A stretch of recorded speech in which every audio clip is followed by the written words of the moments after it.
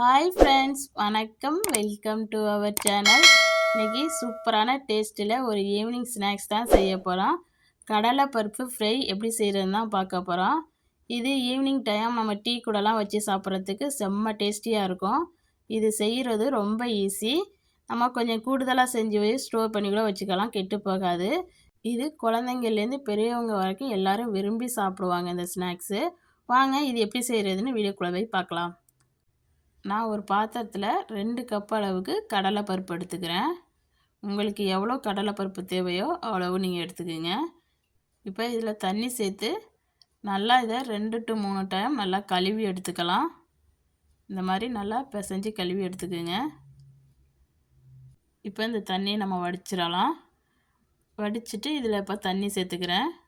இந்த கடலைப்பருப்பு மூழ்கிற அளவுக்கு தண்ணி சேர்த்து நல்லா இதை ஒரு 2 மணி நேரத்துக்கு ஊற வச்சு எடுத்துக்கலாம்.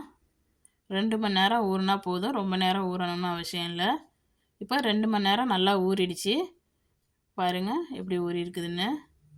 நீங்கள் ஒரு கடலைப்பருப்பை எடுத்து அதை நீங்கள் உடச்சி பார்த்தீங்கன்னா இந்த மாதிரி உடப்பறணும், அவ்வளவுக்கு ஊறி இருக்கணும். பாருங்கள் உடையுது, அந்தளவுக்கு சாஃப்டாக ஊறி இருக்கணும். இப்போ இதில் இருக்க தண்ணியை வடித்து எடுத்தாச்சு. இப்போ ஒரு காட்டன் கிளாத்து, சுத்தமான கிளாத்தாக விரிச்சுக்குங்க. அதில் இந்த மாதிரி நல்லா கொட்டி விட்டு நல்லா அப்படியே பரப்பி விட்டுருங்க. இது ஃபேன் காற்றுக்கு கீழே இந்த மாதிரி காய வச்சுக்கோங்க. வெயிலில் காய வச்சிடக்கூடாது.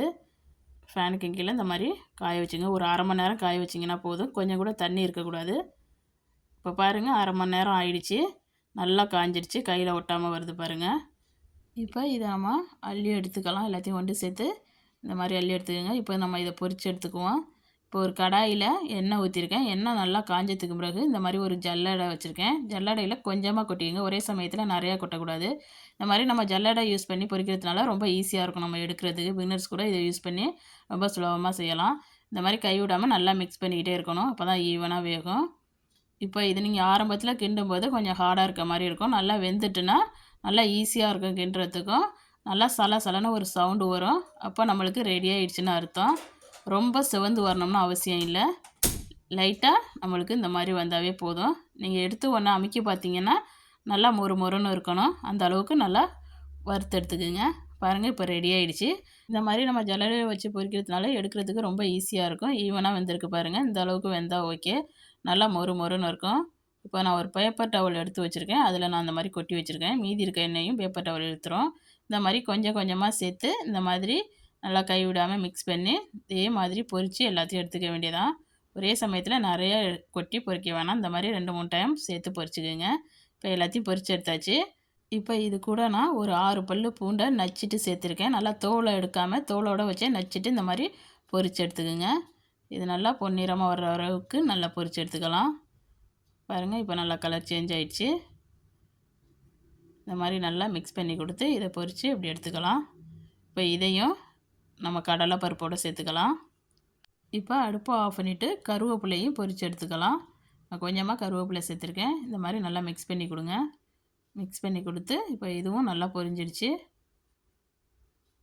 இப்போ இதையும் நம்ம வெளியில் எடுத்து அதே கடலை பருப்பு ஃப்ரையோடு சேர்த்துக்கலாம். இது நம்ம இந்த மாதிரி ஜல்லடையில் செய்கிறதுனால ரொம்ப ஈஸியாக இருக்கும் எண்ணெய் வடிகிறதுக்கெல்லாம்.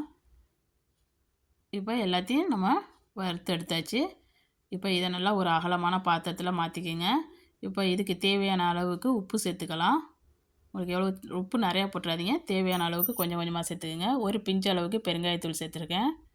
இப்போ இது கூட நான் ஒரு அரை டீஸ்பூன் அளவுக்கு மிளகாய்த்தூள் சேர்த்துக்கிறேன். உங்கள் காரத்துக்கு ஏற்ப நீங்கள் சேர்த்துக்குங்க. நான் குழந்தைங்கள்லாம் சாப்பிட்றதுனால கொஞ்சமாக தான் சேர்த்துருக்கேன். உங்களுக்கு காரம் பிடிக்கும்னா நீங்கள் நல்லா கூடுதலாக சேர்த்துக்கலாம்.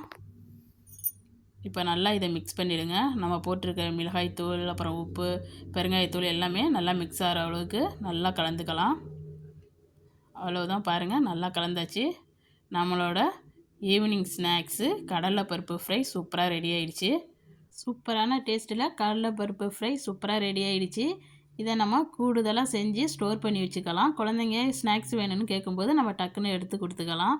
இந்த வீடியோ உங்களுக்கு பிடிச்சிருக்கும்னு நம்புகிறேன். இந்த வீடியோ பிடிச்சிருந்துச்சுன்னா இந்த வீடியோக்கு ஒரு லைக் கொடுங்க. மறக்காமல் என் சேனலை சப்ஸ்கிரைப் பண்ணி வச்சுக்கோங்க. நீங்களும் உங்கள் வீட்டில் செஞ்சு பார்த்துட்டு எப்படி வந்துச்சுன்னு கமெண்டில் சொல்லுங்கள். இந்த வீடியோ பார்த்த அனைவருக்கும் நன்றி.